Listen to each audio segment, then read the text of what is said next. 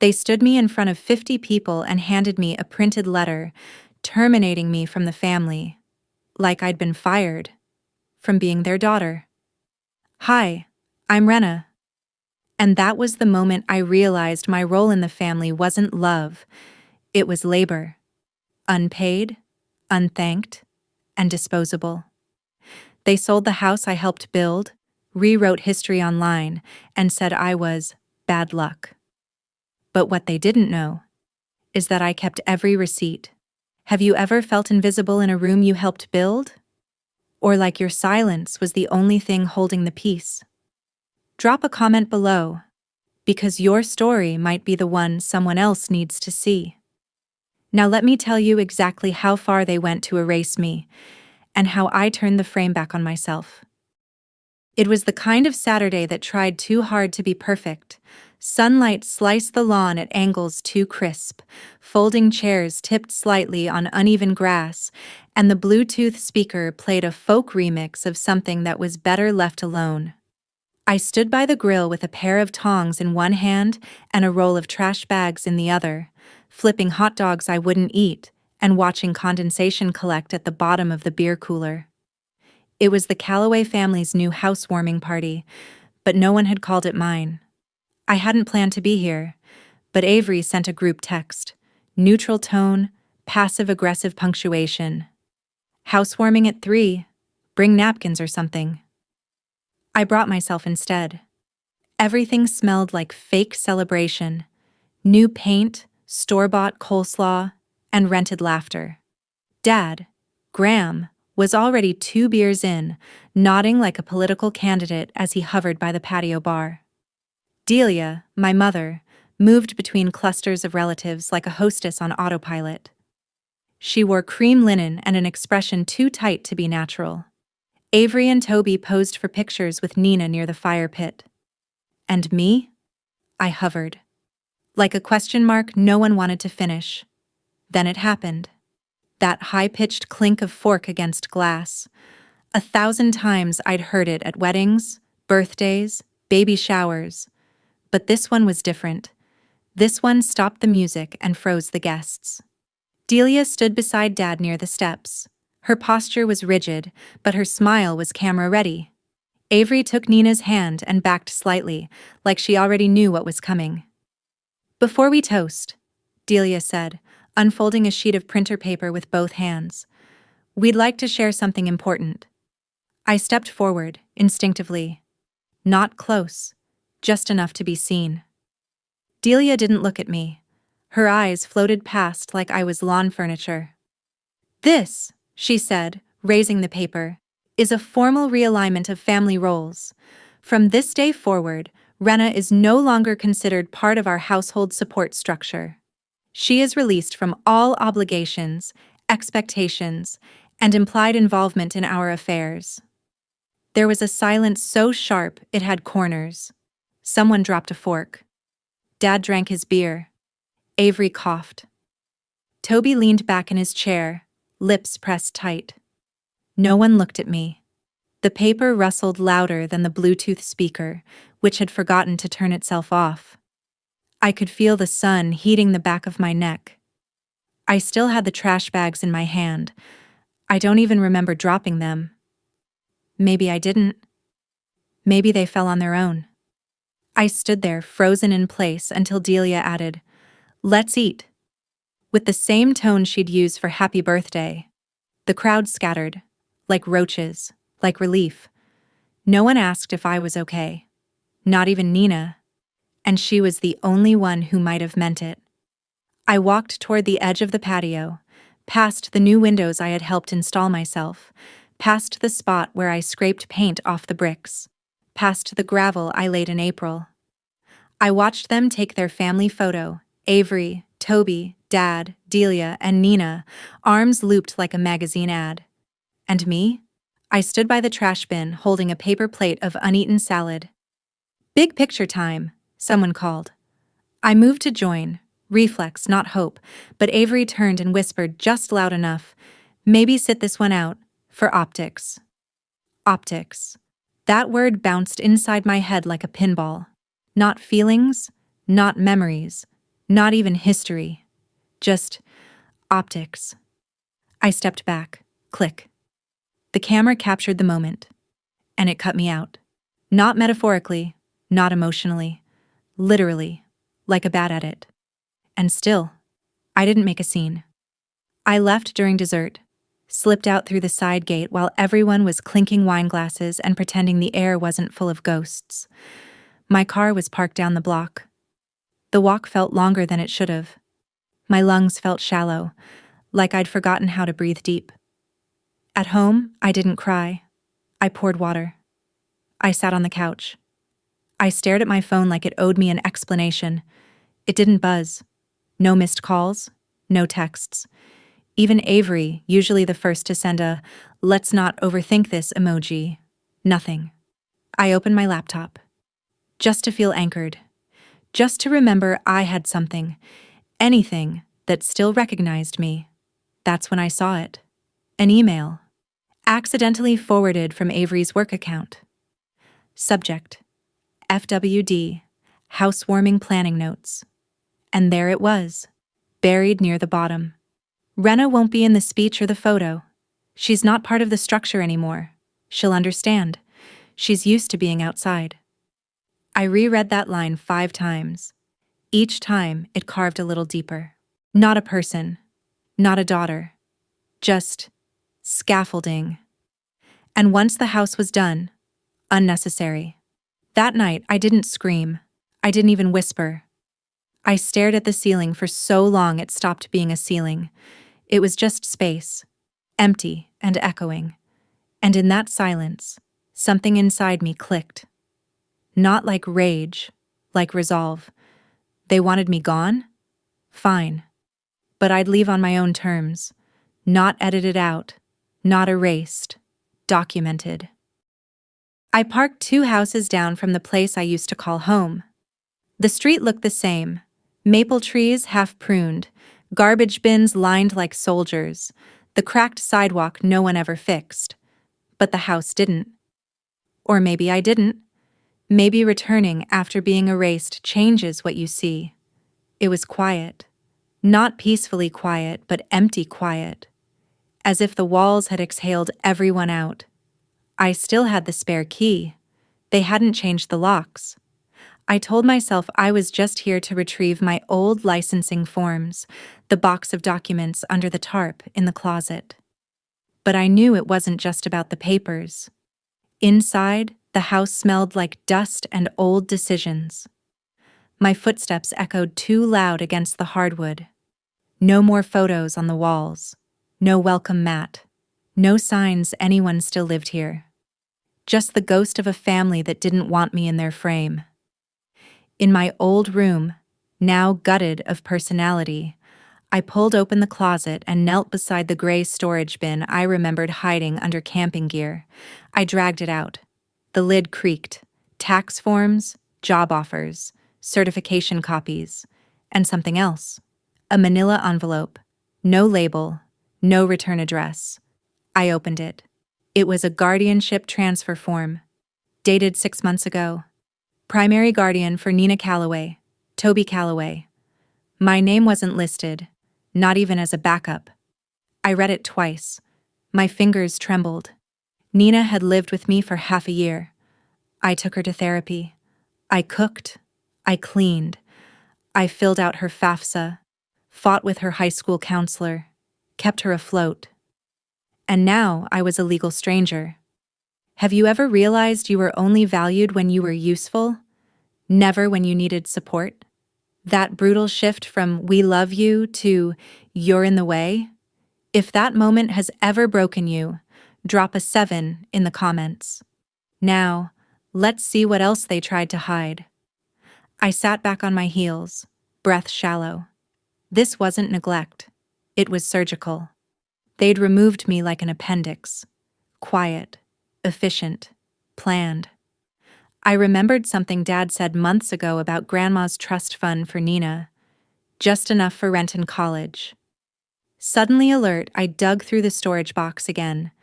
Then I dashed out to my car, popped open my laptop, and accessed the digital archive I'd created for Nina's applications. The trust was still active, and Toby was listed as the fund manager. Every transaction was right there. Withdrawals marked administrative fees, home updates, caretaking expenses. But no college payments, no therapy receipts, no housing deposits. They weren't preserving the fund, they were draining it. I clicked deeper. One entry was for a new entertainment system, $2,300. Another? A home spa set from a luxury catalog. I gripped the mouse so hard my palm ached. And Nina? She had no clue. I thought about calling her, but what would I say? That I wasn't even listed as someone who could step in if she needed help? That I'd been deleted so cleanly the system didn't recognize me anymore? Back in my car, I stared at the glove compartment, wondering how many other truths were buried in boxes, forms, forgotten emails. I stood in the doorway longer than I should have, letting the air hit me. It smelled like dried paint, stale wood, and whatever cleaner they used last time, they pretended this place was still a home. The floors creaked under my step like they remembered me. I ran a hand along the hallway wall, brushing over a faint outline where Nina once taped her senior project poster. I had helped her cut it out. She cried when she got a B, and we ordered pizza at midnight. That dent on the baseboard? I kicked it by accident while dancing with her in socks. I smiled and felt something tighten in my throat. In the corner of the living room, an old side table still sat, one leg missing a felt pad. I used to sit there while updating Nina's FAFSA, squinting at the screen, coffee going cold. I could still see the ghost imprint of her laptop's charger etched into the floorboards. When I opened the digital fund records, it was worse than I thought. Every line was like a punch. $2,300 for household ambiance, $650 for decorative lighting, $4,100 for a luxury recliner set. My pulse ticked up with every scroll. No school fees, no housing application receipts, no therapy invoices, just theft with polite labels. I dug deeper and saw something that made me go cold. A payment labeled Personal Wellness $950. Scheduled the same week, Nina called crying after Avery told her she couldn't afford another counseling session. I remembered that night. I had driven across town with soup and a heating pad. I leaned back from the laptop, breath caught in my chest. It wasn't just wrong. It was cruel. On the kitchen counter, I spotted a folded note tucked beneath a ceramic fruit bowl left behind. My name was on it in Nina's handwriting. Auntie Wren, thanks for always showing up. My throat closed. I tucked it into my coat pocket like evidence. The silence around me felt engineered. Not absence, but sterilization. Erasure. The kind that leaves no scent, no hair in the brush, no socks in the dryer. I returned to the hall, pausing at the glove compartment before leaving. I kept an old USB there, labeled Nina Doc's Backup. Inside were photos, transcripts, even a draft of her college application essay. I'd forgotten it existed, but here it was. Proof I was never incidental. When I stepped out onto the porch again, the sun was lower, angling across the street like it was avoiding eye contact. I locked the door behind me, not like someone saying goodbye, but like someone sealing a crime scene. And then the phone rang. Marisol's voice wrapped around me like a thread tied back to something solid. Rena? It's Marisol. We need to talk. About Nina. And the will. This time, I didn't just exhale. I stood straighter. My voice was steady when I answered. Tell me everything. The coffee shop was tucked between a used bookstore and a thrift boutique with a mannequin that hadn't changed outfits since winter. Its windows fogged slightly from the warmth inside, and the smell, dark roast and cinnamon scone, hit me before the bell on the door did. I scanned the room. She was already there. Marisol Wynne, pearl earrings, gray wool coat.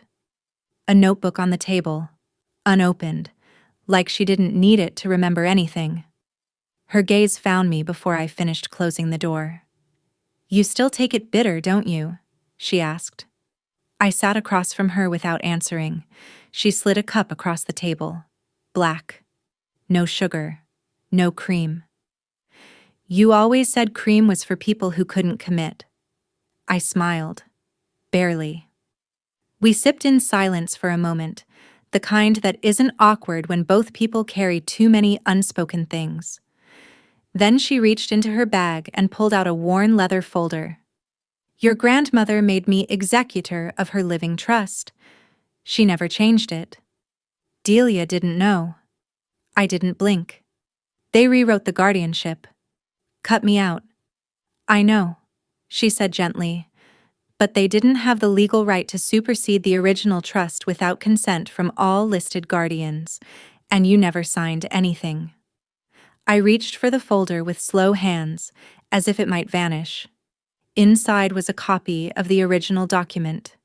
There it was, in faded blue ink, my name, listed beside Marisol's, under secondary guardian, Rena Calloway. I stared at it.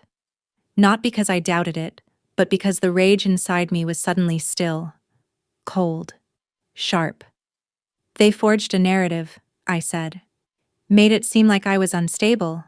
Uninterested." Marisol nodded. "To justify illegal action, you must first erase credibility." She pulled out a second set of papers. "These are bank logs, sent anonymously from a teller I've known for years. They show misuse of Nina's trust. If you bring this to the right agency, they'll open an inquiry." I scanned the lines. Toby's name everywhere. Decorative home upgrades, spa services, wellness retreats. "And Nina has no idea," I said quietly. "Number, but she's watching," Marisol replied. "She asked me, just last week, why you weren't around anymore." My throat went dry. Marisol leaned back. "I didn't tell her. I figured you'd want to." I looked out the window. A teenager walked by, hoodie up, earbuds in, backpack weighed down. A mirror of Nina from just last year. "What happens now?" I asked. "That depends," she said, tilting her head. "Do you want to fix what they broke? Or burn the whole story down?" I didn't answer, but I reached into my bag and took out a flash drive labeled Nina 2023 apps. I slid it across the table. Marisol didn't even look surprised. I took another sip of coffee, then leaned forward. "They're throwing a christening for Nina in a week. Big public thing. Delia's treating it like a PR reset. That's when they plan to solidify everything. Make it official." Marisol smiled, the kind that meant something was already in motion. "They sent me an invitation," she said. "I RSP'd yes." I blinked. "They still talk to you?" "They think I'm neutral. Distant. Harmless." "You're none of those things." "That's the point," she said, lifting her cup. We sat for another hour, trading files, cross-referencing dates. I learned more in 45 minutes than I had in 6 months of being kept out. Every page Marisol handed me was like a shovelful of dirt removed from a buried truth. Marisol's cafe choice wasn't accidental. The walls were brick and plaster, painted with soft sage tones. Local artists' work hung along one side, acrylic pieces, black and white photos, a charcoal sketch of a young girl holding a wilted daisy. I noticed that one because Marisol's eyes lingered on it longer than the rest. "That was Nina's favorite," she said softly. She said it reminded her of holding on too long. I blinked. "When did she say that?" "Last year, right before she moved in with you." Marisol took a slow sip from her cup. "You think this is about revenge. It's not. It's about remembering who she is, and making sure she doesn't forget too." The air between us shifted. I looked at the coffee machine behind the bar. It hissed and clicked like it had its own opinion. She turned a page in her notebook and scribbled something, then tore it out and passed it to me. "Timeline? Trust withdrawals? Diagrams of control. You'll need this if they try to lawyer up." I folded the paper, placed it beside the flash drive. My fingers tapped the table, a silent beat matching the low jazz humming from the ceiling speaker. Outside the window, a woman walked by pushing a stroller. The baby giggled, tossing a toy onto the sidewalk. The woman smiled without noticing. I wondered, briefly, if Delia had ever smiled at me like that when I was Nina's age. Marisol caught my stare. You wanted her love to come free, but people like Delia only give when it earns them something. Then why did she choose you as godmother? I asked. She didn't, Marisol said. Your grandmother did. We both sat in that silence for a moment. Her words settled between us like dust in a sunbeam. Before I left, I stood next to the sketch Nina had loved. I took a photo of it. It wasn't revenge. It was a record. A reminder. At the door, Marisol called after me again. Rena. I turned. When the storm starts, don't look for shelter. Be the lightning. I walked out with my shoulders back. Back at home, I placed the sketch photo above my desk. Below it, a sticky note. Not revenge. Recognition. Then I opened the document again. Timeline, names, bank codes. I added one more entry to the list. June 18th. Nina asked about me. And for the first time in a long time, that question didn't feel like a wound. It felt like a reason. The invitation wasn't addressed to me. Of course it wasn't. Delia sent it to close family and community, meaning curated guests who'd post, like, and praise on command.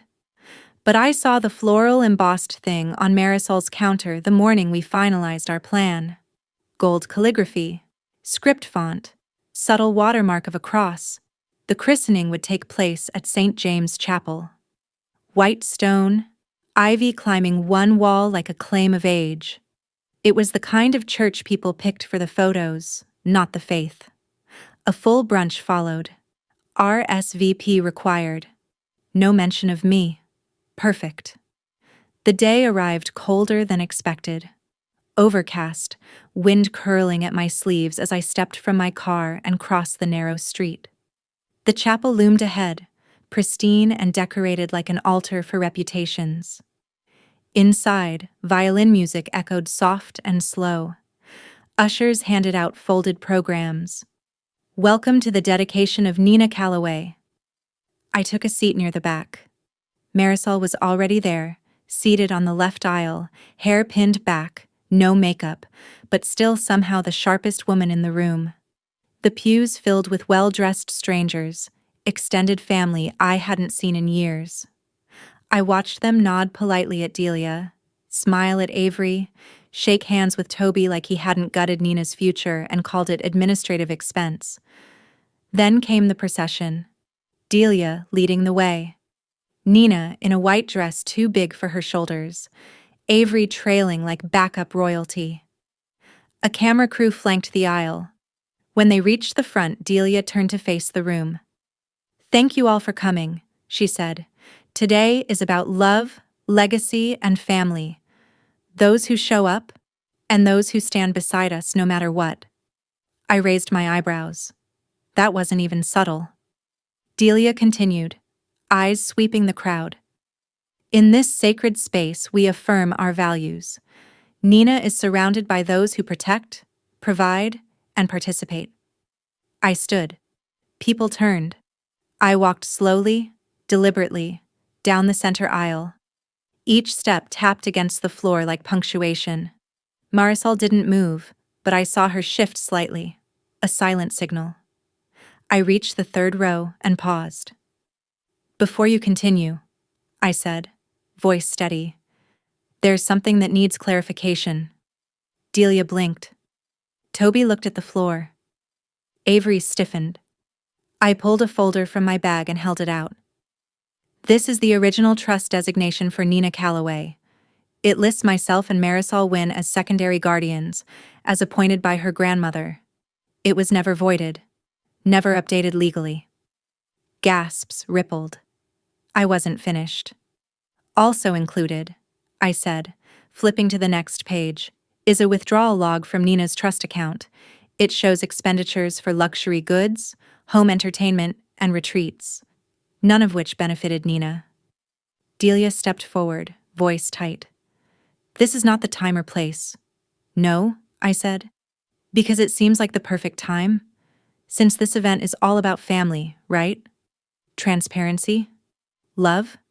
Marisol stood, joining me. I can verify every document. I retained legal copies in my capacity as executor. The officiant looked helpless.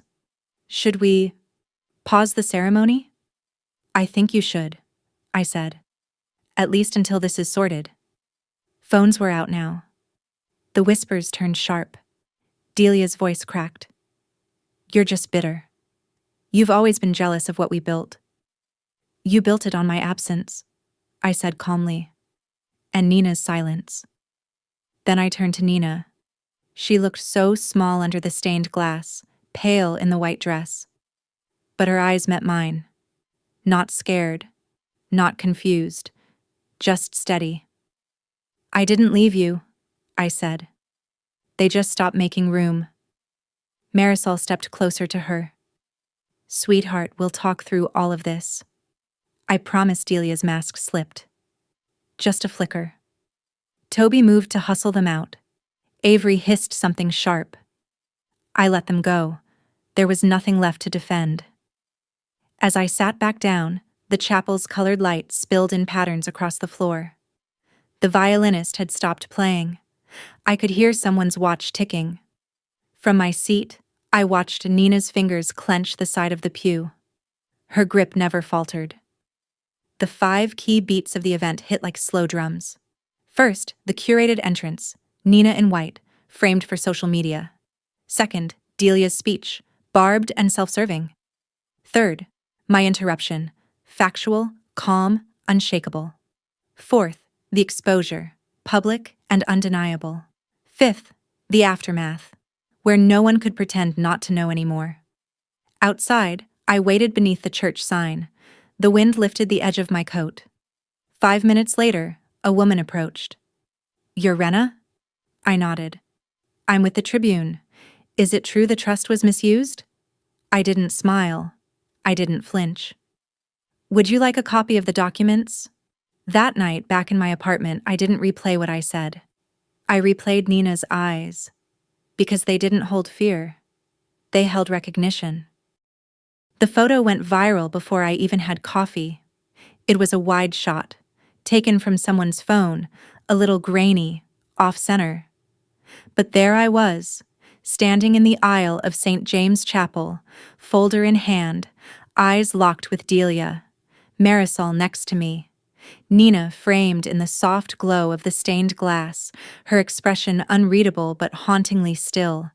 The caption read, Godmother speaks out, family feud erupts at christening. I didn't post it. Someone else did. But I became the headline anyway. By noon, a thread had started online, then a second. People began comparing past public appearances, donation drives, awkward smiles in family photos. Someone found an old quote from Delia about raising Nina solo. That aged poorly. By sunset, the call-out culture had caught fire. Brinley texted me, Your story's everywhere. Want me to vet reporters? I stared at the screen. I hadn't planned for this part. I hadn't planned for any of it. Outside, the sky burned sherbet orange. I hadn't left the apartment since yesterday. Inside, everything felt quieter than it should, like the world was holding its breath. I opened my laptop. Notifications flooded in. Facebook, Messenger, one anonymous tip, and 2 emails from old coworkers. One said, Just saw the video. Finally, someone said it. The other simply read, Thank you. I didn't know what to do with any of it, so I opened a new document and titled it, Frame and Flame. That week blurred. Tuesday, a local podcast host reached out. Wednesday, a lawyer sent me her card, just in case. By Thursday, Delia's page had gone private, and Marisol forwarded me a cease and desist letter from Toby's legal rep. But the strangest part wasn't what they tried to suppress. It was what they didn't defend. No one denied the trust documents. No one challenged the guardianship papers. They stayed silent and hoped it would blow over. But silence doesn't erase a record. It only underlines it. Then came Nina's message. Just 3 lines. I'm okay. They're not speaking to me. Can I come over? I replied instantly. Of course. Always. When she arrived, she stood in my doorway holding a backpack and a shoebox of photos. I hadn't seen her in weeks. Not really. Her hair was longer. She looked tired, but not broken. We didn't talk at first. I made tea. She took off her shoes. We sat on the floor like we used to, cross-legged, back against the couch. Then she said, I watched the whole thing. Not just at the church. Online. The comments I braced. You weren't cruel. You were careful. I exhaled. They've been saying I'm confused. That I don't know what I'm doing. But I remember everything you did. And I know what they didn't. She pulled a photo from the box. It was us. On the porch steps. Holding mugs. Smiling like we'd beaten the whole world. I hadn't seen that one in years. Do you want to say something? I asked. Publicly? Nina stared at the photo a long time, then said, Not yet. But I want to help you tell it right. That night, we went through everything. Files, documents, dates, voice memos. We created a timeline, a map of omission. I uploaded our folder to a new drive and titled it, Truth, Not Drama. Then I hit publish. Have you ever chosen to speak up? Not for revenge, but for clarity? That moment you realized silence only protects the wrong people. If you've ever found the courage to turn truth into action, leave a 9 below. Let's keep going. I remembered the first time I ever stood up to Delia. It was a Thanksgiving years ago. Nina had spilled juice on the carpet and Delia snapped. Sharp, fast, unnecessary. I told her to calm down. She told me to step out. That was the start of the invisible line. This time, that line had snapped. As the week unfolded, so did the 5 clear movements of what came next. First, the image going viral and the silence that followed. Second, the online speculation. People rewriting history in real time. Third, Nina's quiet message and her arrival. Barefoot, holding that shoebox. Fourth, the construction of our timeline. The slow, deliberate unearthing. Fifth, the moment we published it. Not with rage, but with resolution. I watched Nina as she scrolled through old text messages, her face lit by the laptop screen, her fingers trembling only slightly as she highlighted certain names and timestamps. There was one moment when she held up a broken bracelet from the box, the one I gave her years ago after she passed her biology midterm. She smiled without saying anything and placed it next to the keyboard. It didn't need words. The apartment smelled like chamomile and dust and static from too many screens running at once. Outside, rain tapped against the window like a quiet reminder that some things still moved on schedule. On the desk beside me, a photo printer hummed to life. Nina had queued up one specific photo, us sitting side by side at the old kitchen table. It wasn't perfectly framed. My hair was messy, her socks mismatched. But we were laughing. That kind of laughter you can't stage. She handed me the printout. For the binder, she said, in case people forget what real looks like. Later that night, when the post went live, Nina lit a single candle and said, Here's to what they tried to delete. I nodded, then reached for the thumbtack. Just below the photo, I pinned one more thing. The bracelet. Proof, not pain. Frame, not flame. The next day, I didn't check views. I didn't read replies. I went for a walk. The air felt different. Lighter. I passed the bakery where Nina used to beg for raspberry scones, and the thrift store where I bought her first apartment lamp. All still there. But I wasn't the same woman walking past them. When I got home, someone had left a note on my door. It read, You're not erased. You're framed. In truth. I pinned it above my desk, right next to the printout of the photo from the chapel. Still standing. Still here. The gallery smelled like wood polish and fresh paint. It wasn't big. Just a converted storefront tucked between a second-hand bookstore and a cobbler's shop that hadn't updated its sign since 1986. But it had light. Real, generous light. And that was enough. Brinley helped me hang the last frame. Marisol adjusted the card placards beneath each print with surgical precision. And Nina stood by the entrance folding programs like it was a sacred rite. Opening night. I hadn't invited everyone, just the ones who mattered. Former co-workers, a few old neighbors, one barista who always asked how my day was even when I couldn't answer. We weren't a crowd. We were a chorus. And we knew the song by heart. The exhibit was called Reframed. Each wall held a moment I'd once been erased from. In the far left corner, a photo of the housewarming party. I was in the background, mid-step, trash bag in hand, eyes out of focus. The caption read, Uninvited Presence. Beside it, the real estate folder. Under glass.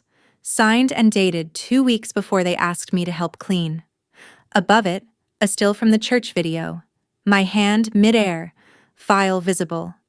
Testimony in motion. At the center of the room hung the final piece, the print Nina had chosen. Us at the kitchen table. Laughter blurred but undeniable. Below it, a bracelet framed like a relic. People filtered in quietly. They didn't ask for context. They stood and looked. Long. The kind of looking that happens when you realize you missed something the first time. One woman sniffed back tears. Another wrote something in the guest book, then paused, like she didn't want to let go of the pen. I didn't hover. I stood in the corner beside the drinks table next to the punch bowl no one touched. Then I saw her. Delia. Hair shorter. Eyes harder. No entourage. Just her and silence. She walked slowly, taking in each photo. She didn't flinch. Didn't cry. But I saw the stiffness in her fingers, the hesitation in her breath. When she reached the bracelet piece, she stopped. That was where Nina joined her. I couldn't hear what they said, but Nina placed one hand on the edge of the frame and didn't move. Delia's shoulders fell, barely. Then she turned and left. Nina came to me after. She saw it all, she said. But she didn't say sorry. She doesn't have to, I replied. She will, Nina said. I believed her. The next day, reviews began trickling in. Not from art critics, from people, the kind who don't usually go to galleries. It felt like I was allowed to breathe. Like someone finally put my silence on a wall. Thank you. One woman emailed me 3 words. You named it. Nina and I spent the weekend archiving comments, not for clout, for memory, for proof. On Monday, I received a letter from the family lawyer. It wasn't a threat, it was a resignation. Toby was stepping down as trust administrator. No explanation, just an ending. I printed it and taped it to the gallery wall beside the guest book. Closure comes in fragments. That evening, we locked the doors and turned off the lights. You know, Marisol said, you could keep going. Make this a series. A whole tour? Why not? I looked around at the quiet space. Empty wine cups, thumbprints on glass. People had been here. Witnessed this. Witnessed me. Maybe I wasn't framed out. Maybe I was finally in focus. The day unfolded in 5 distinct acts, even if no one named them as such. The first, preparation. Hanging photos. Measuring spacing. Brinley labeling each frame with painter's tape before the final plaques were mounted. The soft whir of the printer. The scent of eucalyptus from Nina's diffuser. Quiet hums of focus. The second, arrival. The sound of the door's bell chime as the first guests arrived. Soft greetings, hesitant first steps into a space that didn't ask for reverence, but honesty. Someone trailed a finger along the edge of the display glass. Another leaned close to read the caption aloud. Uninvited presence. The third, confrontation.